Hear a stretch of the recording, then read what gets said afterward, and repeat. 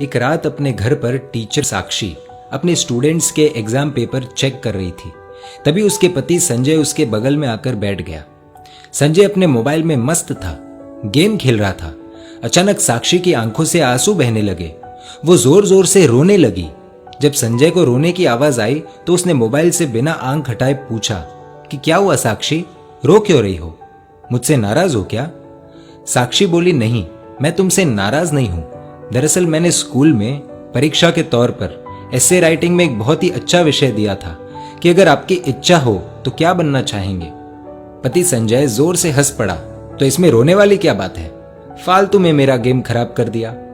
साक्षी बोली, Sanjay 2 minute phone छोड़ो और ये देखो एक बच्ची ने क्या लिखा है उस एसे राइटिंग में। तुम खुद पढ़कर रो पड़ोगे। संजय ने कहा, अरे मैं थका हुआ हूं, प्लीज तुम पढ़कर सुना दो। साक्षी ने आंसू पोंछकर पढ़ना शुरू किया। डियर टीचर, मेरा ये एसे राइटिंग मेरे पापा को ना दिखाना, वरना मुझे बहुत डांट पड़ेगी। मैं जब भी घर जाती हूँ तो मेरे मम्मी पापा मोबाइल में बिजी रहते हैं। मेरी तरफ देखने का भी बहुत कम टाइम मिलता है उन्हें। मोबाइल का इतना ध्यान रखते हैं वो, इतनी केयर करते हैं मोबाइल की। वो मुझसे ज्यादा तो उनके फोन से प्यार करते हैं। मेरे पापा और मम्मी शाम को थक जाते हैं, लेकिन उसके बाद मेरे साथ वक्त नहीं बिताते, अपने मोबाइल के साथ वक्त बिताते हैं। उनके पास उनके मोबाइल के लिए बहुत समय है, लेकिन मेरे लिए बिल्कुल भी समय नहीं है। मैं 3 बार बुलाती हूँ तो मेरी आवाज उन्हें सुनाई नहीं देती, और मोबाइल की हल्की सी रिंगटोन भी बज जाए तो अपना काम छोड़कर मोबाइल देखते हैं। मेरी इच्छा होती है कि मेरे मम्मी पापा मुझे अपने हाथों से खाना खिलाएं, लेकिन खाना खाते वक्त भी उनके एक हाथ में मोबाइल ही रहता है। मैंने तो सुना था सुबह उठकर एक माँ अपने बच्चों को उठाती है, देखभाल करती है, लेकिन मेरी मम्मी सुबह उठते ही मोबाइल देखती है, मुझे कभी नहीं उठाती। मेरे पापा अपने मोबाइल में पूरे दिन फालतू वीडियोस देखते हैं, हर समय गेम खेलते रहते हैं, लेकिन अगर मैं उनके पास मेरा कोई काम लेकर जाऊं तो कहते हैं बेटा आई एम बिजी।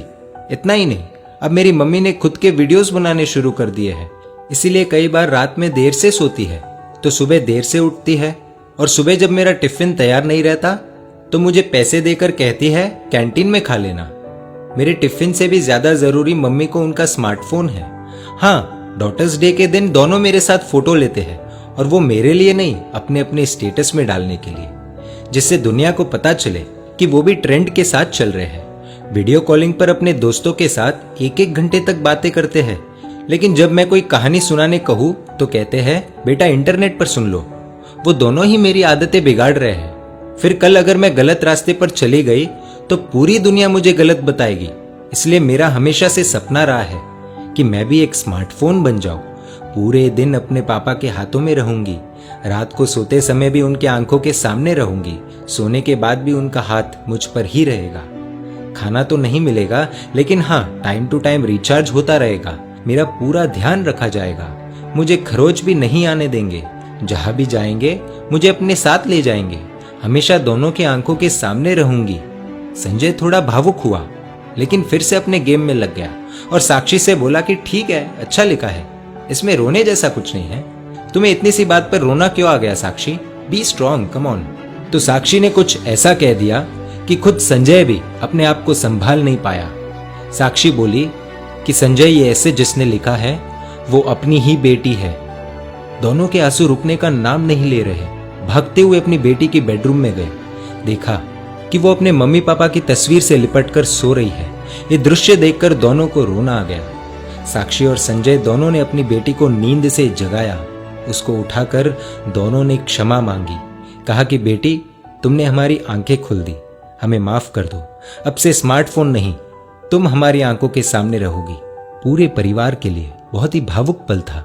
दोस्तों, इस कहानी से आपको क्या सीख मिली कमेंट द्वारा बताएं, और अगर आपको लगता है कि ये कहानी शेयर करने जैसी है तो तुरंत अपने दोस्तों, परिवारजनों और रिश्तेदारों के साथ शेयर कीजिए, और ऐसी सुंदर कहानियों के लिए emotional video stories page like कर दीजिए और YouTube पर हमें सब्सक्राइब कर दीजिए।